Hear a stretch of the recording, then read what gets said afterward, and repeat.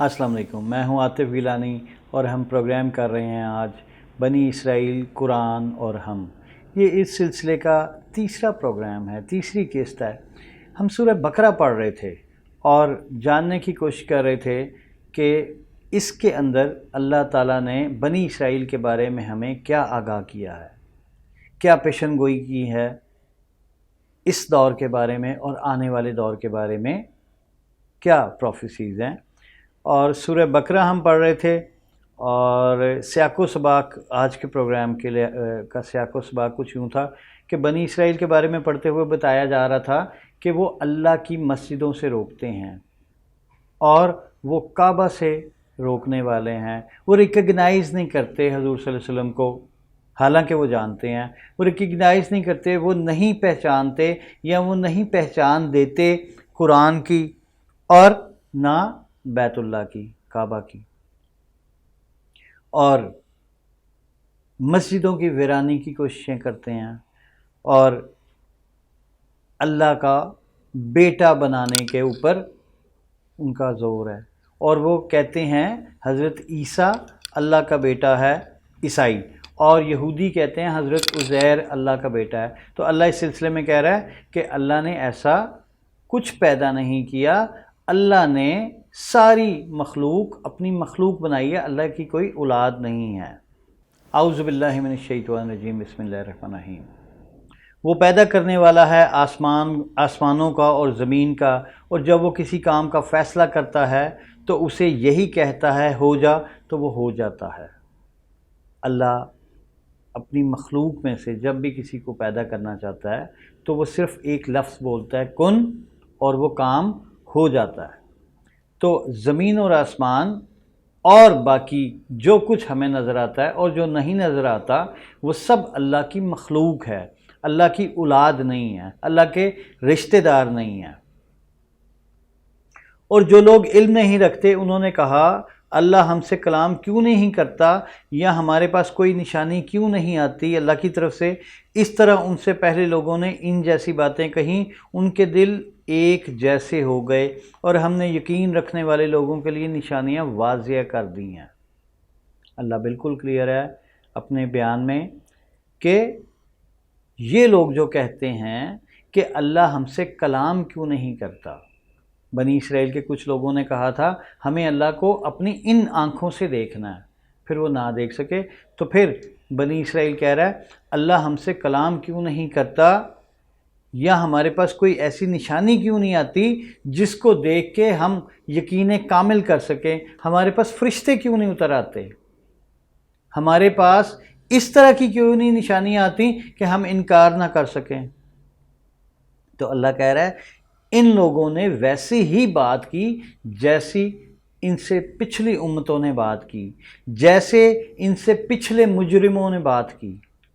ان کے دل اور ان کے دل ایک جیسے ہو گئے۔ اللہ کہتا ہے میں نے بے شک تم لوگوں سے کلام نہیں کیا، میں تمہیں نظر نہیں آیا، میں فرشتے نہیں بھیجتا جو تم واضح دیکھ سکو، لیکن ایمان رکھنے والوں کے لیے اللہ نے اپنی نشانیاں کلیئر کر دی ہیں، واضح کر دی ہیں۔ جملہ ہے یہاں پہ اور ہم نے یقین رکھنے والوں کے لیے نشانیاں واضح کر دی ہیں۔ بے شک ہم نے آپ کو بھیجا حق کے ساتھ خوشخبری دینے والا، حضور صلی اللہ علیہ وسلم سے خطاب کیا جا رہا ہے کہ ہم نے آپ کو بھیجا خوشخبری دینے والا اور ڈرانے والا۔ آپ جنت کی خوشخبری دیں اور دوزخ سے ڈرائیں، برے اعمال کے برے نتیجے سے ڈرائیں اور اچھے اعمال کے اچھے نتیجے سے خوشخبری دیں۔ اور ڈیفینیٹلی یہ سارا کچھ حضور صلی اللہ علیہ وسلم نے کیا قرآن سے۔ بے شک ہم نے آپ کو بھیجا حق کے ساتھ خوشخبری دینے والا، ڈرانے والا، اور آپ سے نہ پوچھا جائے گا دوزخ والوں کے بارے میں۔ حضور صلی اللہ علیہ وسلم سے یہ پوچھ گچھ نہیں ہوگی کہ یہ تمہارے دور کے لوگ جہنم میں کیوں جا رہے ہیں۔ اللہ کہتا ہے ایسی کوئی ان پہ ذمہ داری نہیں ہے، وہ کوئی دروغہ نہیں لگے ہوئے، ان کی کوئی اس طرح کی رسپانسبلٹی نہیں ہے کہ وہ لوگوں کے رسپانسبل ہوں کہ جنت میں جا رہے ہیں یا دوزخ میں۔ ان کا کام صرف یہ ہے میسج لاؤڈ اینڈ کلیئر پہنچا دینا، اچھے طریقے سے قرآن سے برے اعمال کے نتیجے سے ڈرا دینا اور اچھے اعمال کے نتیجے کے طور پر خوشخبری دینا، دیٹس اٹ۔ اللہ پھر مخاطب کر رہا ہے حضور صلی اللہ علیہ وسلم کو، اور آپ سے ہرگز راضی نہ ہوں گے، کون؟ بنی اسرائیل، اور آپ سے ہرگز راضی نہ ہوں گے یہودی اور نہ نصارہ جب تک آپ ان کے دین کی پیروی نہ کریں۔ کہہ دیں بے شک اللہ کی ہدایت وہی ہدایت ہے، اور اگر آپ نے ان کی خواہشات کی پیروی کی اس کے بعد کہ آپ کے پاس علم آ گیا، آپ کے لیے اللہ سے کوئی حمایت کرنے والا ہوگا نہ مدد کرنے والا، نہ کوئی مددگار ہوگا۔ اور آپ سے ہرگز راضی نہ ہوں گے یہودی اور نہ نصارہ جب تک آپ ان کے دین کی پیروی نہ کریں۔ کہہ دیں بے شک اللہ کی ہدایت وہی ہدایت ہے، اور اگر آپ نے ان کی خواہشات کی پیروی کی اس کے بعد کہ آپ کے پاس علم آ گیا، آپ کے لیے اللہ سے کوئی حمایت کرنے والا نہیں ہوگا اور نہ مددگار ہوگا۔ تو حضور صلی اللہ علیہ وسلم کو کہا جا رہا ہے کہ آپ یہود و نصارہ کی باتیں مت مانیں، وہ آپ سے کبھی راضی نہیں ہوں گے، وہ آپ پہ کبھی ایمان نہیں لائیں گے جب تک آپ اس دین کو چھوڑ کے، اس کتاب کو چھوڑ کے ان کی کتاب کو فالو نہیں کرنا شروع کر دیتے، جو ڈیفینیٹ کرپٹڈ ہے، انہوں نے اپنے ہاتھ سے اس میں چینجنگ کی ہوئی ہے۔ وہ تب تک آپ کو فالو نہیں کریں گے جب تک آپ ان کا دین اختیار نہیں کر لیں گے، ان کے احکامات کو صحیح کہنا نہیں شروع ہو جائیں گے۔ وہ آپ کی خواہشات کے مطابق وہ آپ کی خواہشات کی پیروی نہیں کریں گے، اور نہ آپ ان کی خواہشات کی پیروی کریں جبکہ آپ کو اچھی طرح پتہ ہے کہ اللہ کے احکامات کیا ہیں، آپ پہ واضح ہو گیا ہے کہ اللہ کے احکامات کیا ہیں، جبکہ آپ کے پاس علم آ گیا۔ ایسی صورت میں اگر آپ ان کی خواہشات کی پیروی کریں گے، آپ ان کی کچھ باتوں میں نرمی دکھائیں گے، تو ایسی صورت میں آپ اللہ کی پکڑ میں آ جائیں گے، اور پھر آپ کا کوئی اللہ کے علاوہ حمایتی نہیں ہوگا اور نہ کوئی مددگار ہوگا۔ اس صورت میں جو کہ ڈیفینیٹ یہ صورت قائم نہیں ہوئی، لیکن اپنے رسول کو، اپنے نبی کو اللہ تنبیہ کر رہا ہے، اور ہم نے جنہیں کتاب دی اور جس کی تلاوت کرتے ہیں، جیسے تلاوت کا حق ہے وہی اس پر ایمان رکھتے ہیں، اور جو اس کا انکار کریں وہی خسارہ پانے والے ہیں۔ اللہ کہہ رہا ہے کہ جنہیں کتاب دی گئی پہلے سابقہ امت مسلمہ کو، یعنی کہ یہود و نصارہ کو، جن کو کتابیں دی گئیں اور وہ اپنی کتابوں کی ویسے تلاوت کرتے ہیں جیسے تلاوت کرنے کا حق ہے، تو وہی لوگ اس کتاب پر بھی ایمان لائیں گے۔ جو لوگ اپنی کتابوں کو نہیں مانتے وہ قرآن کو بھی نہیں مانیں گے۔ تو یہ بٹوین دا لائن بڑا اللہ کلیئر کہہ رہا ہے کہ جن کو آپ اہل کتاب سمجھ رہے ہیں وہ اہل کتاب نہیں ہیں، کیونکہ وہ تو اپنی کتابوں کو بھی نہیں مانتے، وہ ایسے تلاوت کرتے ہیں جیسے تلاوت کرنے کا حق ہے۔ تلاوت کا مطلب ہوتا ہے عمل کی نیت سے پڑھنا، عمل کی نیت سے پڑھنا، تو وہ عمل کی نیت سے نہیں پڑھتے اپنی کتابیں، کیونکہ وہ عمل کرنا نہیں چاہتے، وہ صرف لوگوں کو کہتے ہیں ایسا کر لو، ایسا کر لو، ایسا کر لو، لیکن وہ اپنے اوپر لاگو نہیں کرتے۔ تلاوت کا مطلب، پھر ریپیٹ کر رہا ہوں، ہوتا ہے عمل کی نیت سے پڑھنا، خود عمل کی نیت سے پڑھنا، تو وہ تلاوت کرنے والے نہیں ہیں، وہ یقین رکھنے والے نہیں ہیں اپنی کتابوں پہ، اس لیے وہ قرآن پہ بھی ایمان نہیں لائیں گے۔ اور صرف وہ مسلمان ہو جائے گا، وہ صرف آپ پہ ایمان لے کے آئے گا جو اپنی کتابیں اچھے طریقے سے پڑھتا ہے اور اپنی کتابوں پر عمل پیرا ہے۔ جو توریت پر عمل پیرا ہیں وہی مسلمان ہوں گے، جو زبور پہ انجیل پہ عمل پیرا ہیں وہی مسلمان ہوں گے، ان کے علاوہ نہیں ہوں گے۔ اللہ پھر یہاں پہ دوبارہ بنی اسرائیل کو خطاب کر رہا ہے، اے بنی اسرائیل میری نعمت یاد کرو جو میں نے تم پر کی، اور یہ کہ میں نے تمہیں زمانے والوں پر فضیلت دی۔ اللہ ایک دفعہ پھر ان کو اپنی نعمتیں یاد کرا رہا ہے اور کہہ رہا ہے کہ تمہیں جب تم زمانے والوں پر فضیلت رکھتے تھے، جب تم توریت کو انجیل کو قائم رکھتے تھے، تم اس پہ عمل کرتے تھے، تم فیصلے توریت اور انجیل سے کرتے تھے، تو تم دنیا کے حکمران تھے، تو اللہ نے تمہیں فضیلت دی تھی۔ ایک وہ دور تھا جب تم دنیا کی ٹاپ پہ راج کرتے تھے، اب تم ایسے نہیں ہیں، اب تم کتاب کو جب چھوڑ چکے تو فضیلت بھی تم سے نکل گئی۔ تو اللہ کہتا ہے کہ وہ میرا احسان یاد کرو کہ جب میں نے تمہیں فضیلت دی تھی جہان والوں پر۔ اس سے آگے ہم سورہ بقرہ ہی کی آیت نمبر 142 سے 148 کا مطالعہ کریں گے اور سمجھنے کی کوشش کریں گے کہ اس میں اللہ نے کیا کہا ہے۔ یہ پچھلی آیات اور اگلی آیات ترتیب میں ہیں، لیکن ہم دیکھیں گے کہ ٹکڑا الگ ہے، لیکن اس کی ایک کنٹینیوٹی ہمیں بنتی نظر آئے گی کیونکہ مضمون ایک ہے، تو ایسے لگے گا کہ ہم ایک ہی مضمون پڑھ رہے ہیں۔ اب بیوقوف کہیں گے کہ مسلمانوں کو کس چیز نے اس قبلے سے پھیر دیا وہ جس پر تھے۔ پچھلے پروگرام میں ہم بات کر چکے ہیں کہ وہ اس بات پہ بہت خوش تھے کہ حضور صلی اللہ علیہ وسلم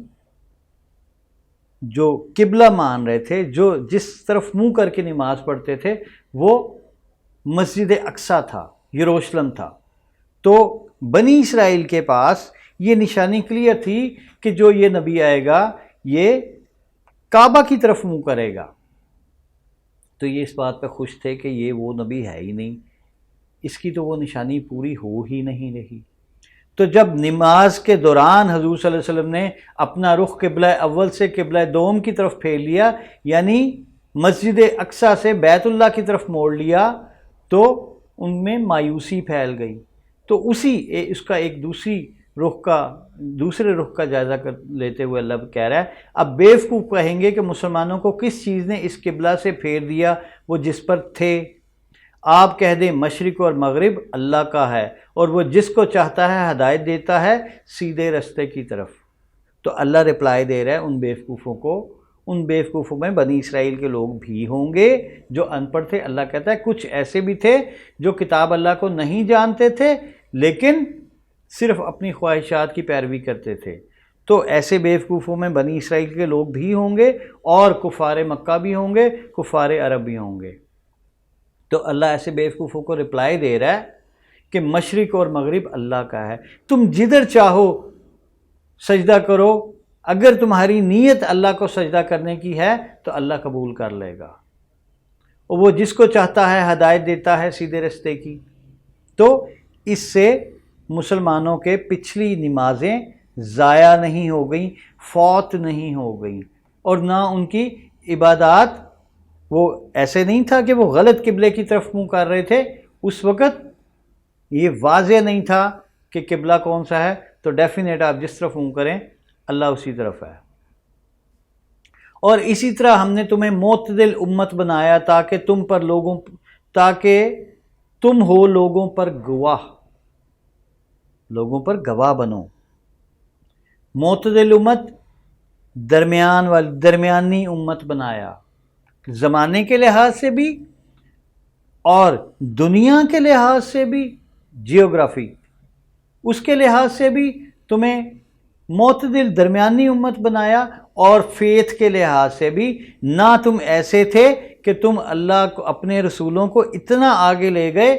اتنا ان کے درجے بلند کرنے کی کوشش کی کہ اللہ کے ساتھ ملا دیا، نہ تم ان کو اتنا نیچے لے گئے کہ ان کو بالکل ہی عام آدمی کے ساتھ ملا دیا۔ تو معتدل اعتقاد میں، ایمان میں بھی معتدل ہے۔ تو اللہ کہہ رہا ہے اسی طرح ہم نے تمہیں یعنی مسلمانوں کو امت بنایا تاکہ تم ہو لوگوں پر گواہ اور رسول تم پر گواہ ہوں، اور تمہارے اوپر گواہی دیں گے رسول، لیکن اس پر گواہی دیں گے جس کی جو گواہی بنتی ہے۔ یہ نہیں ہے کہ آپ کے سارے اعمال الٹے سیدھے ہیں اور آپ منیمم اسلام کو بھی، منیمم مسلمان بھی نہیں ہیں، تو پھر حضور صلی اللہ علیہ وسلم جھوٹی گواہی دے دیں کہ نہیں جی یہ بڑا اچھا تھا۔ ایسا کچھ نہیں ہوگا، یہ خواب خیال سے باہر نکل آئیں، یہ وشفل تھنکنگ جو، اور یہ اس طرح کی یہ جو گمان ہے دیوانے کا خواب ہے، اس سے باہر نکل آئیں، ریالٹی کو فیس کریں۔ اور رسول تم پر گواہ ہوں گے، اور ہم نے مقرر نہیں کیا تھا وہ قبلہ جس پر آپ تھے۔ حضور صلی اللہ علیہ وسلم کو کہا جا رہا ہے کہ وہ قبلہ تو ہم نے مقرر ہی نہیں کیا جس کی طرف آپ منہ کر کے نماز پڑھ رہے تھے۔ اگر ہم قرآن کو آگے پیچھے سے دیکھیں، کچھ آگے جا کے ذکر آئے گا، تو بنی اسرائیل جب مصر میں تھے تو وہاں پہ یہ بیت اللہ کی طرف نماز نیتتے تھے۔ انہوں نے جو اللہ کی عبادات کے لیے گھر بنائے تھے وہ قبلہ رخ تھے، تو یہ وہاں سے بھی جانتے تھے کہ اصل قبلہ جو ہے، جو کہ مقرر کیا گیا ہے، وہ بیت اللہ ہی ہے۔ اور ابراہیم اور اسماعیل نے آ کے اسی قبلے کو، اسی بیت اللہ کو درست کیا تھا، اس کو بنیادوں سے اٹھایا تھا۔ اور ہم نے مقرر نہیں کیا تھا وہ قبلہ جس پر آپ تھے، مگر اس لیے تاکہ ہم معلوم کر لیں کون رسول کی پیروی کرتا ہے اور کون اس سے پھر جاتا ہے۔ اور اس کا مقصد اس وقت آپ کو شروع میں نہ بتانے کا مقصد کہ اصل قبلہ کیا ہے، اس بتانے کا مقصد یہ بھی تھا کہ سب پہ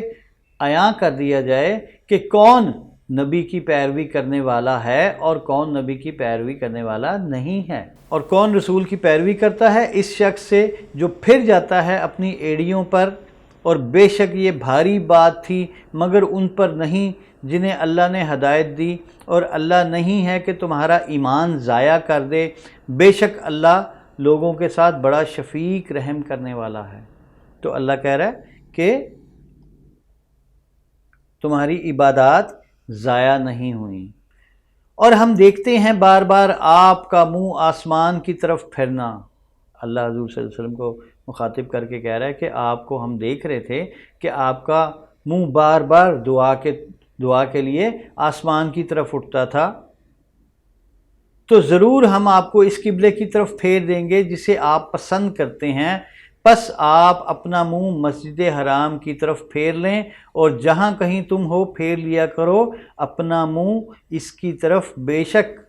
اہل کتاب ضرور جانتے ہیں کہ یہ حق ہے اس کے رب کی طرف سے، اور اللہ اس سے بے خبر نہیں جو وہ کرتے ہیں۔ یہاں پہ اللہ نے کلیئر کٹ کہہ دیا ہے کہ وہ یہ جانتے ہیں کہ آخری نبی نے، آخری رسول نے اس بیت اللہ کی طرف منہ کرنا ہے۔ ان چیزوں کی ان کو پہلے سے خبر تھی،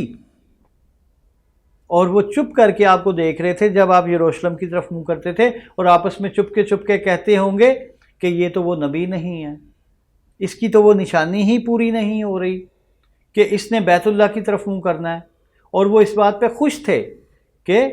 یہ امیوں میں سے جو نبی آیا ہے یہ صحیح نبی نہیں ہے، جو ہم میں سے آئے گا وہ بیت اللہ کی طرف منہ کرے گا۔ تو جب حضور صلی اللہ علیہ وسلم نے بیت اللہ کی طرف منہ موڑ لیا تو ان کو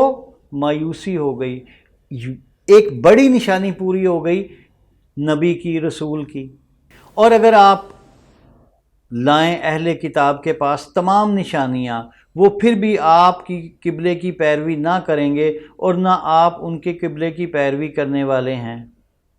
اور اس میں سے کوئی کسی دوسرے کی قبلے کی پیروی کرنے والا نہیں۔ اور اگر آپ نے ان کی خواہشات کی پیروی کی اس کے بعد کہ آپ کے پاس علم آ گیا، تو آپ بے شک بے انصافوں میں سے ہوں گے۔ اور جنہیں ہم نے کتاب دی، یعنی اہل کتاب، اور جنہیں ہم نے کتاب دی وہ اسے پہچانتے ہیں جیسے اپنے بیٹوں کو پہچانتے ہیں۔ تو بنی اسرائیل ان معاملات کو، ان پیشن گوئیوں کو، ان نشانیوں کو ایسے پہچانتا ہے، اس کعبے کے چینج ہو جانے کو ایسے پہچانتا ہے جیسے اپنے بیٹوں کو۔ واضح طور پر وہ ان نشانیوں کو جانتے ہیں، لیکن بغض اور عناد کی وجہ سے وہ آپ کی طرف نہیں آ رہے۔ اور بے شک ان میں سے ایک گروہ حق کو چھپاتا ہے حالانکہ وہ جانتے ہیں۔ تو ایک گروہ جانتا ہے، ان کی اسپرچول ایلیٹ یا ان کی علماء یا ان کے رہبر جو دین کے معاملے میں ان کی رہبری کر رہے تھے، وہ اچھی طرح جانتے تھے کہ یہ معاملہ حق ہے، حق ہے آپ کے رب کی طرف سے، پس آپ نہ جائیں، پس آپ ہو جائیں شک کرنے والوں میں سے۔ اللہ کہتا ہے یہ حق ہے آپ کے رب کی طرف سے، پس آپ نہ ہو جائیں شک کرنے والوں میں سے۔ آپ کو کوئی شک نہ رہے، آپ کو کوئی ڈاؤٹ نہ رہے کہ آپ کسی غلطی پر ہیں، آپ بالکل حق پر ہیں۔ اور یہی حق ہے کہ ہم نے کعبہ بیت اللہ مخصوص کیا تھا اور آپ کو ہم نے بتا کے بیت اللہ کی طرف موڑ لیا، اور ہر ایک کے لیے ایک سمت ہے جس طرف وہ رخ کرتا ہے، پس تم نیکیوں میں سبقت لے جاؤ۔ پس تم، اللہ کہہ رہے اس باتوں کو چھوڑو کہ کس طرف منہ کرنا ہے، تم ایز اے امت نیکیوں میں سبقت لے جاؤ، جہاں کہیں تم ہوگے اللہ تمہیں اکٹھا کرے گا، اور ہر ایک کے لیے ایک سمت ہے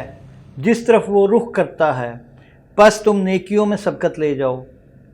جہاں کہیں تم ہوگے اللہ تمہیں اکٹھا کرے گا، بے شک اللہ ہر چیز پر قدرت رکھنے والا ہے۔ تو یہ تھی سورہ بقرہ آیت نمبر 142 سے 148 تک، جس کو ہم نے آج پڑھا، سمجھنے کی کوشش کی۔ بنی اسرائیل قرآن اور ہم کے ٹاپک کے اندر، اور یہ سلسلہ تب تک چلے گا جب تک قرآن کی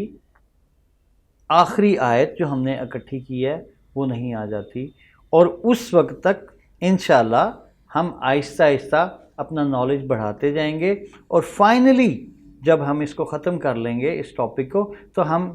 کچھ رائے اپنے بارے میں، اس دور کے بارے میں، آنے والے دور کے بارے میں، اور انفرادی اور اجتماعی طور پر ہم رائے دینے کے قابل ہوں گے کہ ہم کیا کر رہے ہیں، ہمیں کیا کرنا چاہیے، اور آنے والے دور میں ہمیں کیسے رسپانس کرنا ہے۔ اگلے پروگرام تک کے لیے مجھے اجازت دیں۔ السلام علیکم۔